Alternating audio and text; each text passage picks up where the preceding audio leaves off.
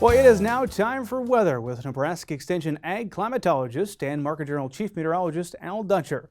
Well, Al, the past week made for some good planting conditions for some folks, but I know others would sure like to see some moisture. How are things looking as we turn to the week ahead? Well, Bryce, we certainly did see some of the warmer temperatures move in during the middle part of the week, and of course we've been persistently dry for most of the month of April.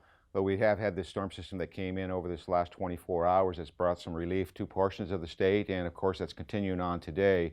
Hopefully that will help to reduce some of the fire danger, at least temporarily, but we're going to need several of these systems of the magnitude that we're seeing over this last 24 to 48 hours in order for us to have any semblance of a chance to escape significant drought problems this summer. So let's take a look at the upper air models and see what we might have in store as we go through this next 7-day period. And the first thing I'll draw your attention to is a system responsible for the precipitation that's ongoing across the state today. The upper air low itself is centered over central Iowa and will gradually start to move toward the Great Lakes. So the surface low is over northeastern Nebraska, and that's what we call a tilted storm system, so there's a lot of energy with it, and we're seeing that wraparound moisture, the heaviest precipitation expected across the northern half of the state, lighter amounts as you go toward the south.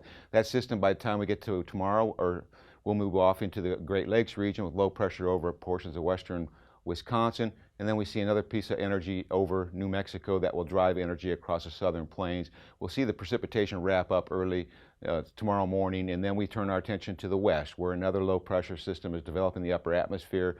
Surface low over Wyoming basically is going to start to make its way toward the central and northern plains, but most of the energy that we see in the cutoff of moisture will be because of that low pressure system moving out of the southwestern United States. Now that system gets a little bit stronger as it moves into the high plains regions as we go into Tuesday. We got a double barrel low pressure system potentially setting up, so that should give us a good fetch of moisture, and that moisture will start to really congeal over the northern plains, and then that system will die toward the southeast as we go into Wednesday, and that will bring that precipitation band across the at least eastern half of Nebraska as high pressure starts to build in behind it. And in regards to that, the precipitation shield itself will start to slide across the Missouri River Valley and then move over into the Ohio River Valley. We kind of get this elongated trough, which means it's going to weaken somewhat. There's not going to be a lot of energy with it, with that high pressure building into our region. We'll see some cooler temperatures on Thursday before we start to see a warming trend going into the weekend. And the main precipitation with this system that goes through us midweek will be well over into the Ohio River Valley. On Friday, we start to see ridging aloft, warmer temperatures start to build in, and we have an upper air low that start to move into the desert southwest with low pressure stacked up over California. That will bring some precipitation to the Sierras and to the Cascades on the west coast, and eventually this will start to make its way into the central plains. The question is, what will it do? And there's a lot of uncertainty in regards to the model. So if we look at the 8 to 14 day forecast, it takes us out from next Thursday to the following Tuesday.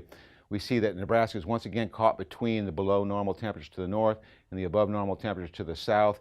That means that generally when you get these conflicting air masses, that something's going to take shape in the middle of the country, and in terms of precipitation, that's exactly what the precipitation is featuring, a zone of pretty significant chances of above normal moisture all the way from the west coast through the central plains and into the Ohio River Valley. And then after that, we will start to look to see whether or not additional systems are coming on board. There are hints from the models, at least for the first full week of May, will be active, and then we'll get a drying trend for a few days before another powerful system starts to come into the western United States. So at least we're starting to get a little bit of moisture.